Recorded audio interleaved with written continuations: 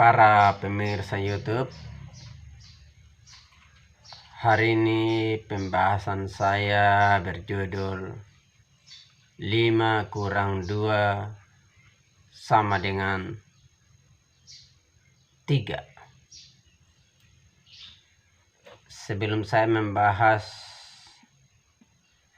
maka saya mengajak Anda untuk membuka kitab suci. Kitab Efesus pasal 2 ayat 19 hingga ayatnya yang ke-20 bunyinya demikian. Demikianlah kamu bukan lagi orang asing dan pendatang, melainkan kamu sewarga dari orang-orang kudus dan anggota-anggota keluarga Elohim yang dibangun di atas dasar para rasul dan para nabi dengan Kristus Yesus sebagai batu penjuru. Kemudian kitab Efesus pasal 4 ayat 11. Demikianlah bunyinya. Dan ialah yang memberikan baik rasul-rasul maupun nabi-nabi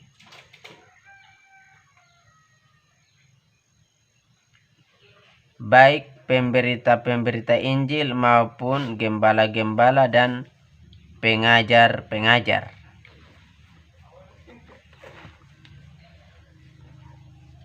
Jadi berdasarkan Efesus pasal 2 ayat 19 hingga 20 dan Efesus pasal 4 ayat 11. Inilah saya buat judul video saya hari ini, 5 kurang 2 sama dengan 3. Alasan 5 sebab Efesus pasal 4 ayat 11 tadi menyebutkan ada 5, yaitu rasul-rasul, nabi-nabi, pemberita-pemberita Injil, gembala-gembala, pengajar-pengajar. Ada 5, kan? Iya, ada 5. Lalu 5 kurang 2-nya, baik, untuk 5 kurang 2-nya sama dengan 3 saya bahas. Begini. Kitab suci terdiri dari 66 kitab.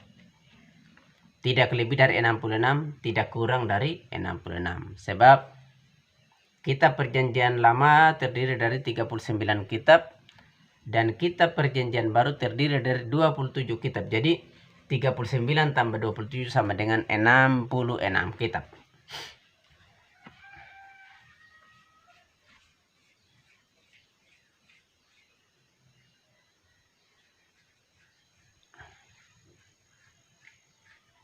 Sebelum ada 66 kitab ini, maka ada rasul-rasul dan nabi-nabi. Tetapi setelah ada 66 kitab ini, maka tidak ada lagi rasul-rasul dan tidak ada lagi nabi-nabi.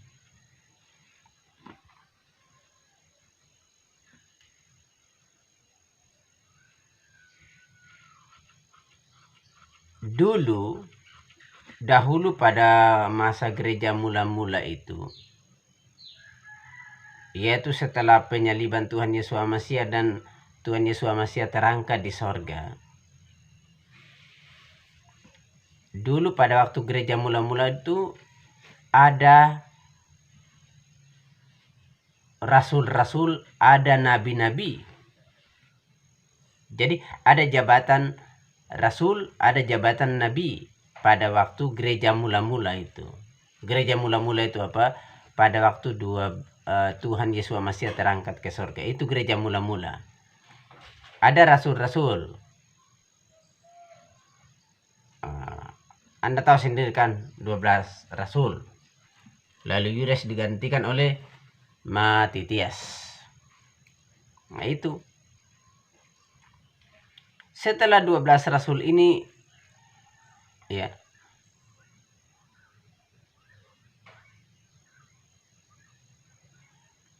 jadi 12 rasul ini 12 rasul mulai dari Simon Petrus, ya, hingga rasul terakhir Yudas digantikan oleh Matitias ini. 12 rasul ini khusus memberitakan Injil kepada bangsa Israel saja. Lalu ada lagi Rasul Paulus. Rasul Paulus ini dia memberitakan Injil kepada bangsa-bangsa yang bukan Israel.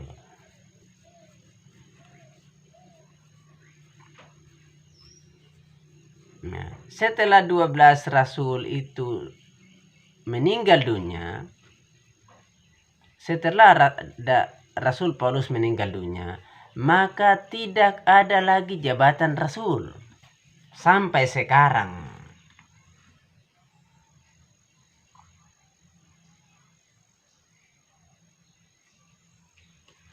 Saya tegaskan di sini bahwa ada jabatan rasul-rasul dan ada jabatan nabi-nabi karena kitab suci kita ini belum mencapai 66 kitab.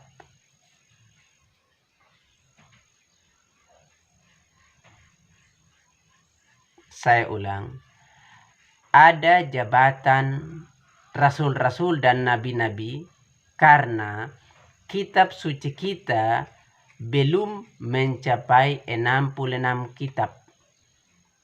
Saya ulang lagi, ada jabatan rasul-rasul dan nabi-nabi karena kitab suci kita belum mencapai 66 kitab.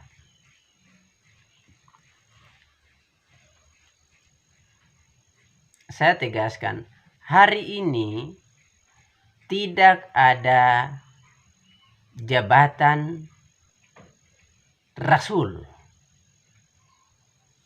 Sebab kitab suci kita sudah mencapai 66 kitab. Hari ini tidak ada jabatan nabi. Sebab kitab suci kita sudah mencapai 66 kitab.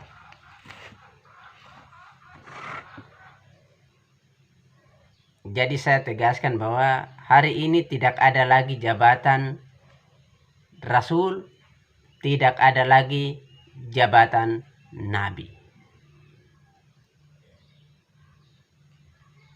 Saya tegaskan di sini. Hari ini tidak ada jabatan rasul, tetapi hari ini ada fungsi rasul. Kok begitu? Iya, jabatan rasul dan fungsi rasul beda. Jabatan rasul itu ada karena kitab suci kita belum mencapai 66 kitab. Sedangkan fungsi rasul ada karena kitab suci kita sudah mencapai 66 kitab. Fungsi rasul itu seperti ini. Rasul itu boleh dikatakan perintis, pelopor. Misalnya begini, di suatu daerah tidak ada di satu daerah, misalnya satu daerah itu orang tidak kenal nama Yesus, tidak tahu nama Yesus, tidak kenal nama Yesus, tidak tahu perjanjian lama, tidak tahu perjanjian baru, tidak tahu kekristenan, tidak kenal kekristenan, bahkan dengar pun tidak pernah. Lalu ada orang Kristen yang pergi ke daerah itu, lalu memberitakan Roma pasal 10 ayat 9 hingga 10 kepada orang-orang di daerah itu. Akhirnya mereka menjadi Kristen karena Roma 10 ayat 9 hingga 10 yang mereka terima. Maka pemberita Roma pasal 10 ayat 9 dan 10 itu dia bukan rasul, tetapi dia menjalankan fungsi rasul.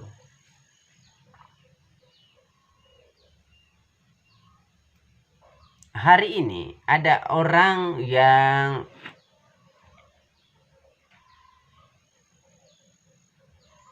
misalnya gitu, hari ini misalnya ada orang dari gereja sidang jemaat Allah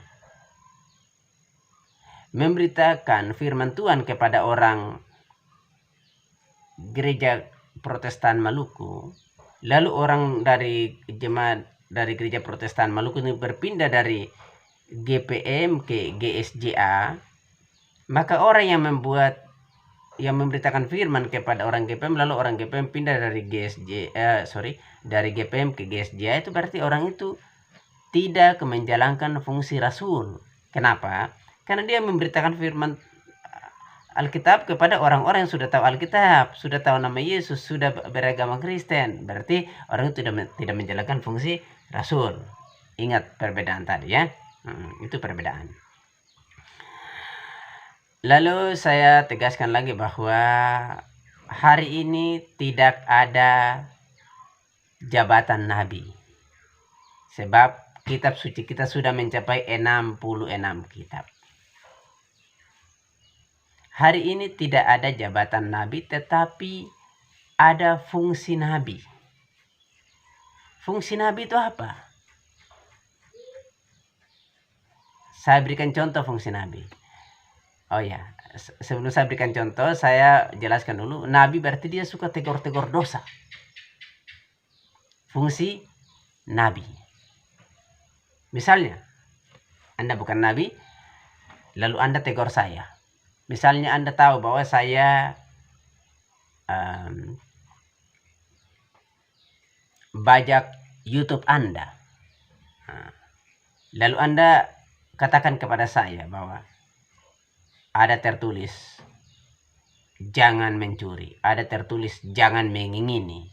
Nah, Anda beritakan dua firman itu kepada saya karena Anda tahu saya bajak YouTube Anda. Berarti Anda menjalankan fungsi nabi, tetapi Anda bukan nabi. Bisa paham? Saya katakan buat Anda, misalnya Anda bajak YouTube saya. Jika Anda bajak YouTube saya berkata kepada Anda, ada tertulis jangan mencuri, jangan mengingini apapun yang dipunyai oleh sesama manusia. Saya tegaskan buat Anda, jika Anda bajak YouTube saya, maka Anda miskin karena Anda mencuri. Jika Anda bajak YouTube saya, maka Anda gagal karena Anda mengingini kepunyaan sesama Anda manusia.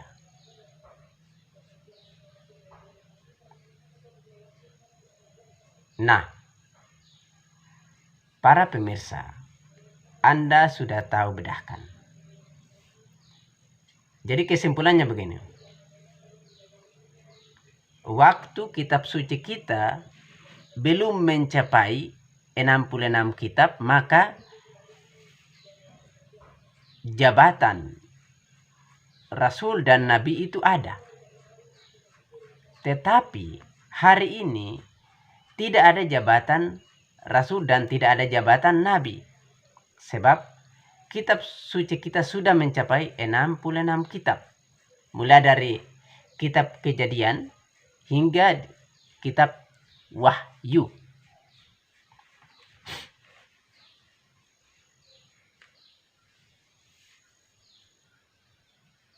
Saya pikir Anda sudah paham Akhirnya sekian dan terima kasih. Salam.